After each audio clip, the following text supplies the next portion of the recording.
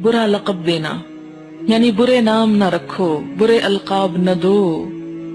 تو مراد اس سے کیا ہے کہ کسی شخص کو ایسے نام سے نہ پکارا جائے یا ایسا لقب نہ دیا جائے جو اسے ناپسند ہو اور جس سے اس کی تحقیر ہو. مثلا کسی کو فاسق کہنا، منافق کہنا، کافر کہنا تو بہت ہی بڑی بات ہے. کسی کو لنگڑا کہہ کے پکارا، او لنگڑے، او اندھے، یا کوئی اور اس کا جسمانی نقص ہے، او موٹے. یہ کہنا جو ہے اس طرح کر کے پکارنا، یہ بھی تنابز میں آتا ہے کہ کوئی ایسا نام رکھنا کسی کا جس سے اس کی عزت پر حرف آتا ہو، اس کو لیٹ ڈاؤن کرنا ہو. یعنی کوئی اس کا عمل نہیں، بس ویسے ہی اس کی کسی چیز پر اس کا نام رکھ دینا، یا ویسے ہی کوئی اس پہ فٹ نام بھی آئے تو نام رکھتے چلے جانا. جیسے بچوں کی عموماً عادت ہوتی ہے ایک دوسرے کو چڑھانے کے لیے یا کسی کو اس کے والدین یا خاندان یا کسی اور کے عیب سے پکارنا. مثلاً ایک دفعہ کلاس ہی میں کسی نے بتایا کہ ایک شخص نے چوری کی، پھر اس کے پورے خاندان کا نام چور والے پڑ گیا. اصل ذات اور نسب بھول گئے اور چور والے. کوئی بھی بات ان کے گاؤں میں ہوتی تو کہتے فلاں جو چور والے ہیں، یعنی جس کے گھر میں ایک چور تھا. یعنی پوری نسل کی بدنامی ہو گئی. تو ایسا نام جو ہے وہ کسی کا نہیں رکھنا چاہیے. اور آپ دیکھیں کہ جب آپ راستے میں گزر رہے ہو تو کس قدر آوازیں کستے ہیں لوگ آپ پہ، اور جب تک وہ کچھ کہیں نا آپ کو مذاق نہ. ایسا کالج میں بھی آپ دیکھیں لڑکیاں، کوئی آگے آپ کے جا رہا ہے، پیچھے ہاں دیکھا ہے فلاں ایسا ہے، یعنی کچھ نہ کچھ سنائے چلے جائیں گے، بلا وجہ بولے چلے جائیں گے کہ ہم بہت ہوشیار چلاک ہیں جو ہر ایک پہ بات کر سکتے ہیں، ہر ایک کا نام سکتے ہیں، ہر ایک کا نام رکھ سکتے ہیں. شادیوں کے موقع پر گانوں کی شکل میں شعروں کے ساتھ لوگوں کے نام رکھے جاتے ہیں اور مذاق اڑایا جاتا ہے. اگر کسی نے نقاب لے رکھا ہے تو اس کو ڈاکو کے نام سے پکارنا. جیسے یہ بتا رہی ہے کہ ایک دکان میں ہم گئے تو انہوں نے کہا گن بھی ساتھ لائی ہیں. بعض القاب جو پہلے سے مشہور ہوتے ہیں اور آپ ابتدا نہیں کر رہے اور نہ آپ کسی کو شے دے رہے ہیں، لیکن اب یہ کہ ان کی پہچان ہی یہ ہو چکی ہے چور والے، تو اب آپ جب تک یہ کہیں گے نہیں تو وہ شخص پہچانا نہیں جائے گا. تو آپ پھر ایک روٹین میں اگر ایک نام دیتے ہیں تو اس میں آپ کی پکڑ نہیں، لیکن اگر آپ ابتدا کر رہے ہیں، موجد ہیں، تو آپ کے بعد جتنے لوگ اس لفظ کو دہرائیں گے سب آپ کے اعمال نامے میں خود بخود کاپی پہنچتی رہے گی آپ کو. پھر اسی طرح یہ کہ بعض اوقات محبت کی وجہ سے آپ کسی کا نام تھوڑا سا بگاڑ لیتے ہیں. جیسے ماں باپ عموماً کیا کرتے ہیں، شاہین نام ہے تو شنو کہہ رہے ہیں. اور عموماً یہاں تو ہر شخص کا جب تک نام نہ بگڑے اس وقت تک محبت کا اظہار ہو ہی نہیں سکتا. ایک بہت ہی کامن چیز ہے کہ بچوں کے نام بگاڑ دیے جائیں اور پھر اصلی نام ہی بھول جاتا ہے لوگوں کو کہ اصل نام کیا تھا، اور وہ عرف کے طور پر رکھ لیتے ہیں. مثلا غلام محمد عرف گاما، کیونکہ غلام محمد کو گاما کہا گیا.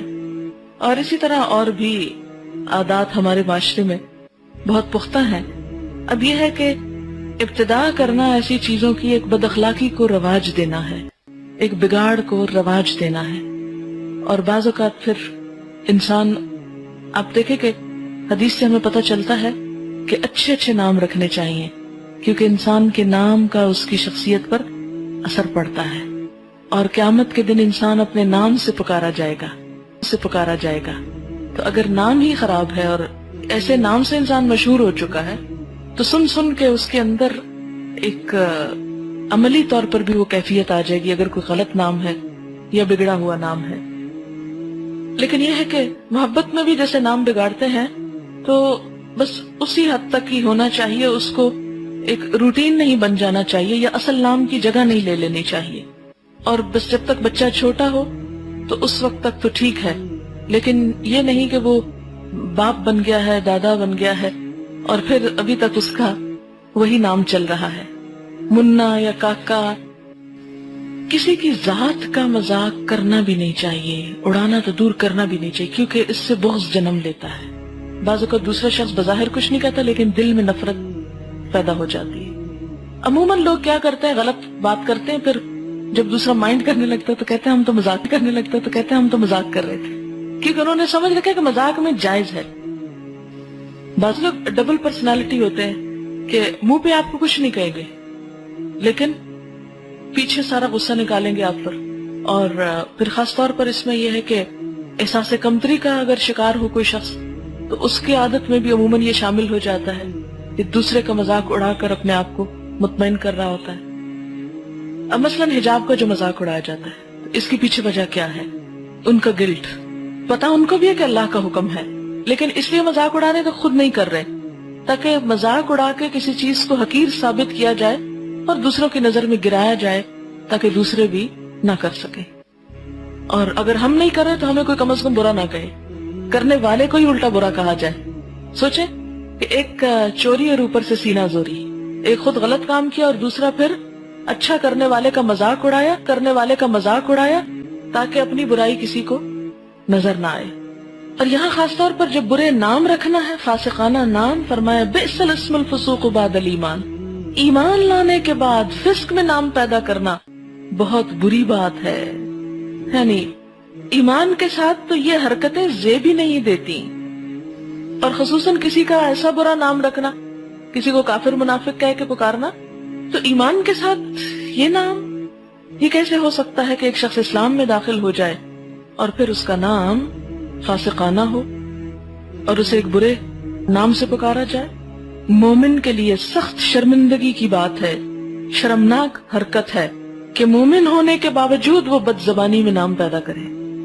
اگر کافر اس لحاظ سے مشہور ہو کہ وہ لوگوں کا مذاق اڑاتا ہے, برے نام رکھتا ہے, تو اس میں ٹھیک ہے, لیکن ایک مومن کے بارے میں یہ مشہور ہو کہ وہ لوگوں کا مذاق اڑاتا ہے تو یہ ڈوب مرنے کی بات ہے. اور پھر اسی طرح ایمان لانے کے بعد کسی شخص کو اس کے پچھلے نام سے پکارنا, ہاں ہمیں پتا ہے تم کون ہو, 900 چوہے کھا کر بلی حج ہو چلی. مثلا ایک شخص نے کوئی غلطی کی, ہو گئی اس سے, اسلام کا کیا حکم ہے؟ غلطی ہو جائے حد جاری کرو, سزا دو, اس کے بعد منہ نہ کھولو, زبان سے کچھ نہ کہو, بس ختم, دس از دی اینڈ.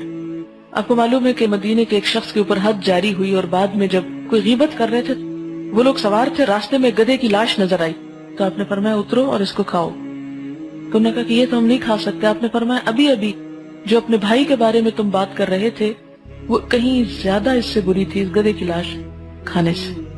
تو ایک شخص جو گناہگار تھا, مثلا چور تھا, ڈاکو تھا, فاسق تھا, کچھ تھا, لیکن اس کے بعد اس نے توبہ کر لی, چوری چھوڑ دی, غلط کام چھوڑ دیے. اب کسی کو حق نہیں کہ اس کو چور کہہ کے پکارے یا فاسق کہہ کے پکارے. بئس الاسم الفسوق بعد الایمان, ایمان میں داخل ہونے کے بعد سابقہ برائی سے منسوب کرنا جو ہے بہت ہی برا ہے. ایک اس کا معنی یوں بنتا ہے. اور ویسے بھی آپ دیکھیں, بد سے بدنام برا, بدی تو ایک دفعہ ہوتی ہے لیکن بدنامی چلتی چلی جاتی ہے. یہ اس لیے بھی کہ آپ دیکھیں کہ ایک کوڑا ہے, گندگی ہے, جتنی اس کو اڑائیں گے اتنے ہی لوگ اس سے متاثر ہوں گے. اگر وہ کہیں دفنا دیا ہے, بند کر دیا تو ختم. ایک بری بات کو جتنی دفعہ ذکر کریں گے اتنی ہی دفعہ اس کا زخم تازہ ہوگا اور وہ کبھی بھی ختم نہیں ہوگی. اصلاح کے چانسز ختم ہو جاتے ہیں. پھر دوسرا شخص اتنا ڈھیٹ ہو جاتا ہے کہ اس کو پرواہ بھی نہیں رہتی ایک دن کہ وہ کچھ برا کر رہا ہے. وَمَن لَّمْ يَتُبْ فَأُولَٰئِكَ هُمُ الظَّالِمُونَ, جو توبہ نہیں کریں گے وہی ظالم قرار پائیں گے. یعنی جس نے برا کیا ہو سکتا ہے اس نے توبہ کر لی ہو, اور تم نے اگر اس کا نام برا رکھا اور اس کو تانا دیا, اس کی تو معافی ہو جائے گی, تم ظالم شمار ہوگے.